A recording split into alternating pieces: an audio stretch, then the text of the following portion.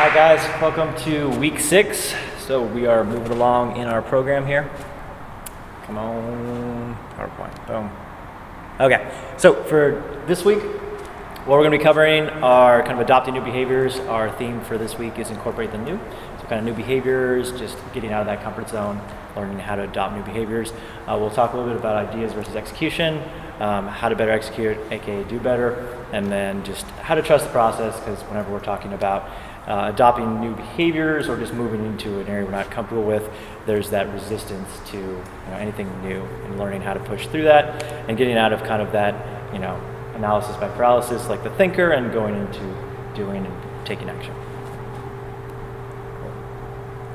Okay, so there's this old story, it's kind of a fable, but it's essentially that there's this guy, super religious guy, really wants to win the lottery, and every week he goes, watches the news, watches the newspapers, constantly reading about it, figuring out who's winning the lottery. Every week he's noticing that, okay, like I'm going to win this next week, I'm going to win this next week, right? And he goes to church, prays, and he's asking God, please let me win the lottery. And then week to week, he just sees more people winning the lottery, more people winning the lottery, right? And then he goes back to church, why am I not winning the lottery, God? What is happening, right? So then he goes back again, he's like, God, I really want to win the lottery. And all of a sudden, a voice comes down from the heavens, buy a ticket, right? So this guy thinks that he can just win the lottery by praying and doing absolutely nothing, right? And this kind of brings me back to that behavior of like, okay, people want something, but they're unwilling to take that action and do anything. So it's that kind of notion that like, okay, well, maybe if I think about it a lot, something will happen, right? So that kind of brings me to my first takeaway, which is kind of that Bruce Lee quote, which is, knowing is not enough, we must apply. Willing is not enough, we must do. So just because you know how to do something is great, but you have to actually follow through and take action. Until you start putting it into practice, it's just an idea and it's not happening, right?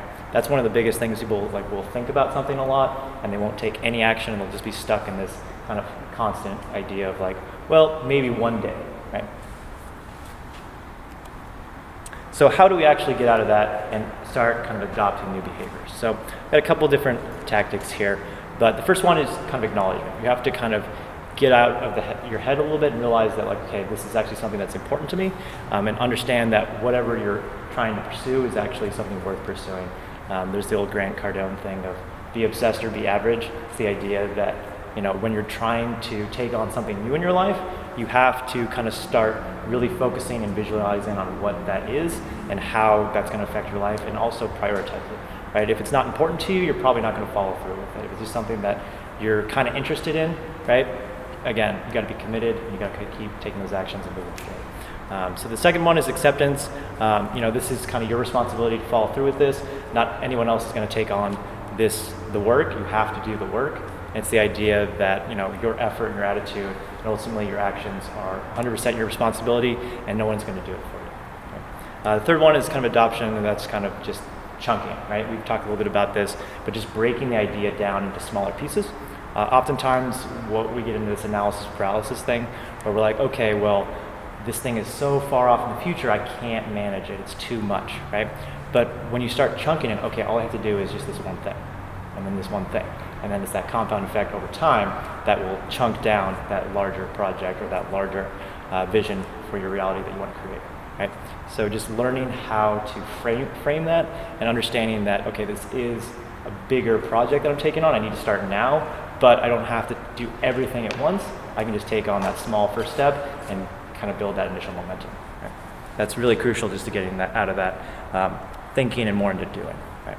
So just kind of want you to think about what is one behavior in your life that you really think that you need to change, and what's something that is not maybe serving you, or something that maybe you want to live into, right? And then think about, are you actually taking responsibility for putting the work and actually doing what needs to be done in order to get that accomplished, right? And the third thing is, what's the one thing this week that you can do just to kind of adopt this new behavior and kind of live into that, right? Oftentimes, we think about it a lot, but we don't think about, okay, what's the actual action step that I can do, right? It's like, okay, I want to be more present, and I want to be more engaged with my day-to-day action, okay? So am I taking responsibility for that? No, I'm kind of zoning out when I do things, right?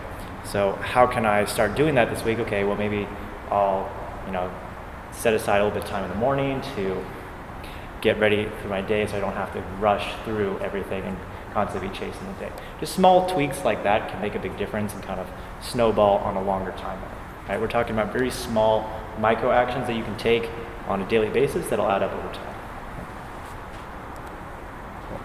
All right, so number 2, this is kind of the combination of a couple two quotes, but Einstein's quote was, "You may believe that you are responsible for what you do, but not for what you think." And that's kind of a big common thing back to the previous quote we were talking about, whether it's a hostile world or a friendly world, but you're also responsible for the way that you frame it, right? How you think about things ultimately dictates what you're going to do and how you're going to follow through with something. And if you already start with that mindset that something's hostile or something's negative, you're going to be less likely to follow through in a more positive manner. Right? And then there's the old Winston Churchill quote of, "The price of greatness is responsibility." So you really have to take responsibility for not just what you're doing, but also how you're thinking and when you're approaching a situation, because that really does dictate how you're going to follow through with something. Okay, so now we're kind of getting into that idea of ideas versus execution, or like kind of thoughts and actions. And I don't want you to think of these as two completely different things. They are kind of something that you have to combine together. Obviously, we're not saying that one is better than the other, but they're just complementary, right? So a lot of people are like, oh no, execution is everything, but it's combinations of both when you really think about it. Obviously, execution is the manifestation of what your thoughts are, and the ideas are kind of that new approach. So you want both of those. So you want to be the person who has the idea but then follows through with something. Because you don't want to get stuck in just ideas, and you don't want to get stuck in only executing and not thinking things through, right? Because then if you're just doing a bunch of stuff with no plan, you're just kind of all over the place, right? But then if you have no ideas, then you're not really thinking about your approach, and you're not thinking about a new way to do something. So the execution, though, is really the end result. So you want to kind of frame those ideas as you're approaching something, right? So that kind of gets me to the point of, how do you get better at executing, right? Or just doing in general, right?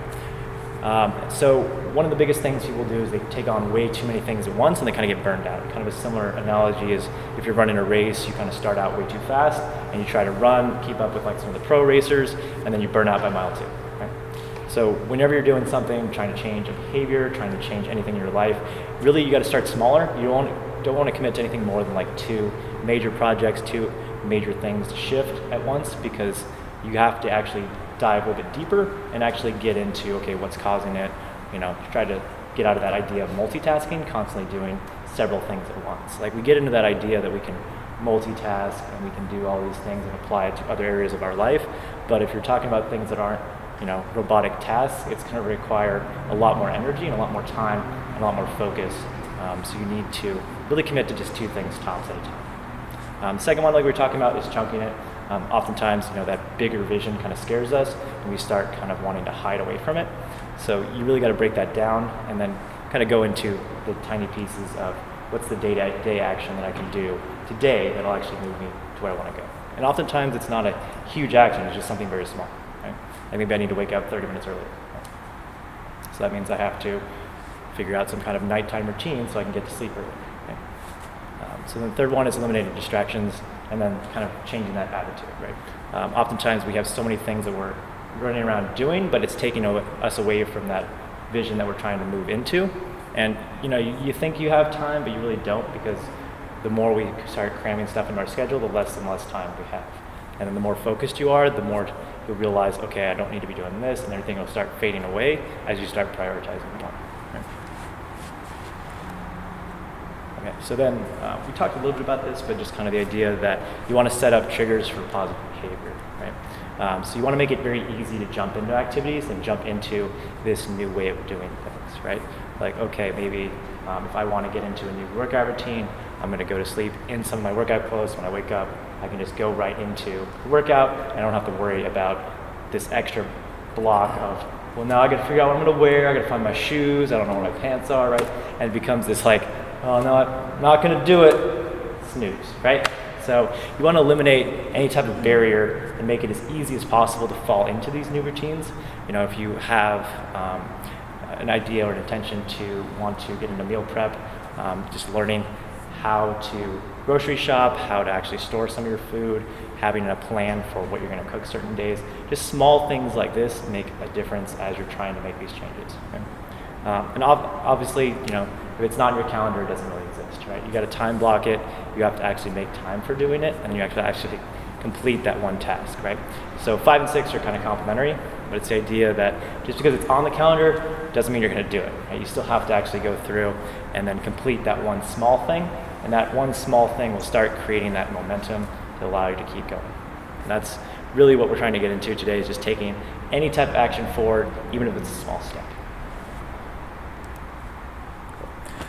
So number 7 here is you have to remember why it's important to you, right? We've talked a little bit about this before, but just kind of getting clear on what's important to you, prioritizing things that actually matter to you, and understanding like some of your roles, right? But you also have to think about who you're becoming in this process, right?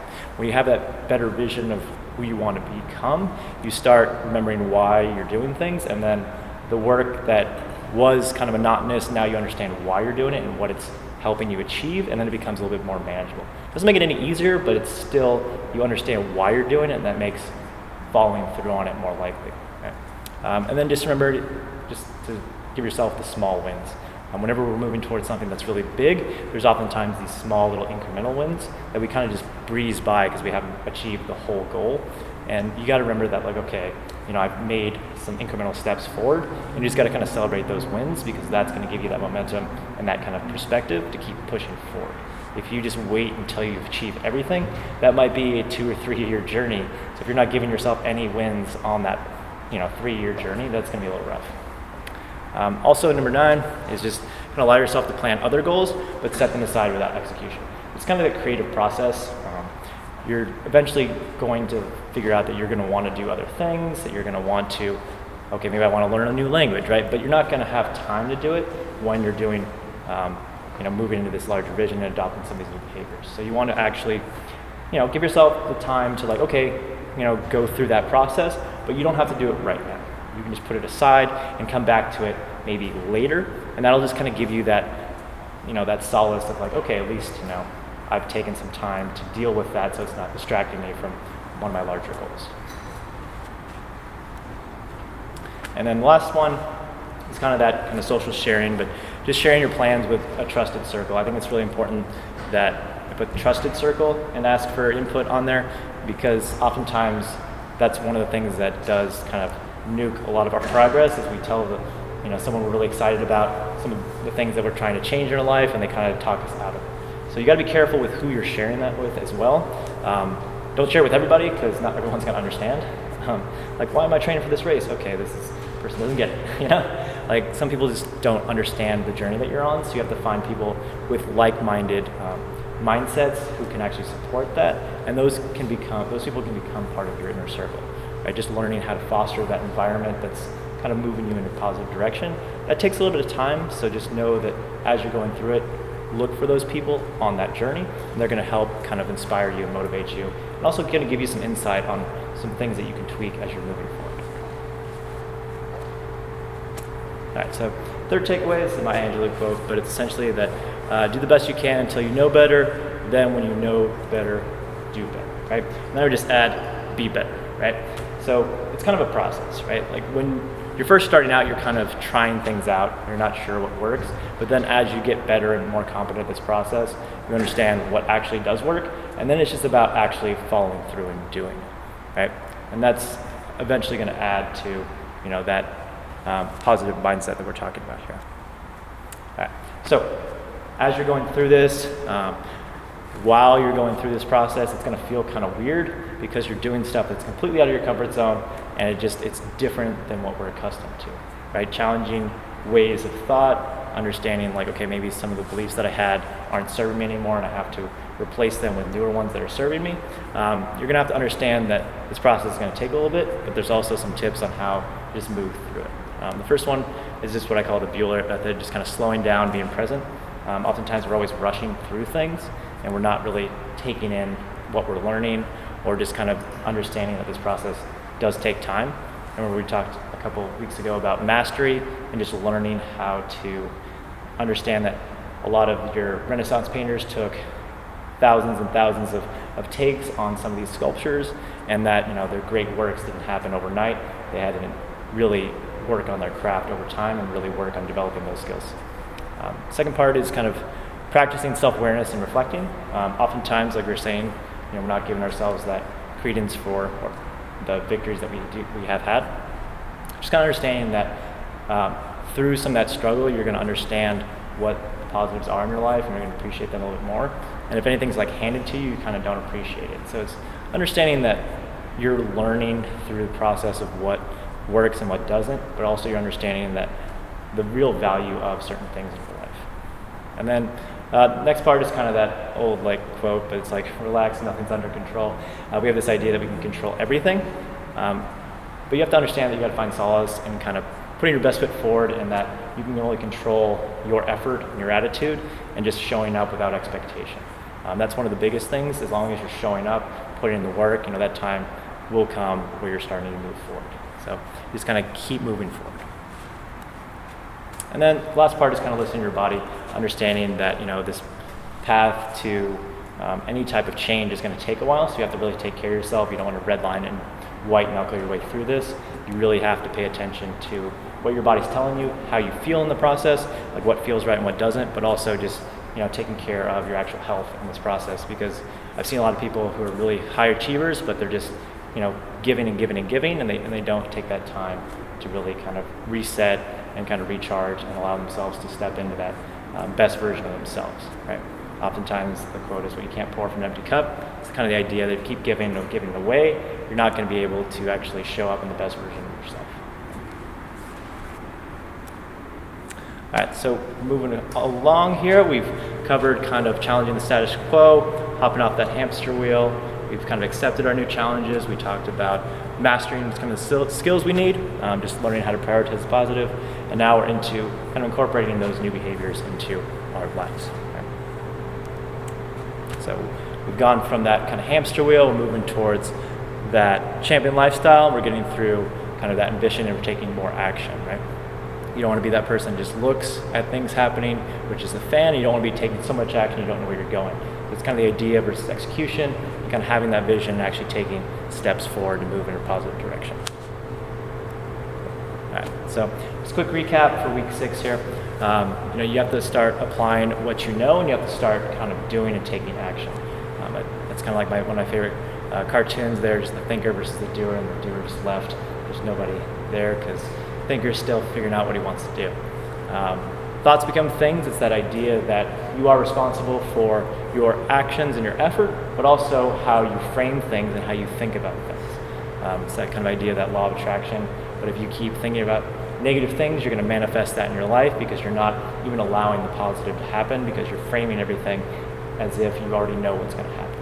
Right? So just being open to the idea of what could happen, but also visualizing what you actually want to happen in your life and working towards it.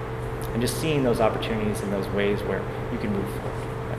And the last one is kind of trusting the process. There's that old British one where it's keep calm and chive on. It's the idea that nothing's under control, but you can control how you're showing up and the attitude that you ultimately have.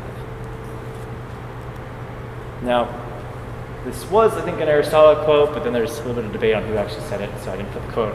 But it's essentially that we are what we repeatedly do. Excellence is not an act, but a habit. So we're talking about establishing that habit of kind of being a champion and understanding that you're going to have to put in the work, and through that work, you'll ultimately get to where you want to go.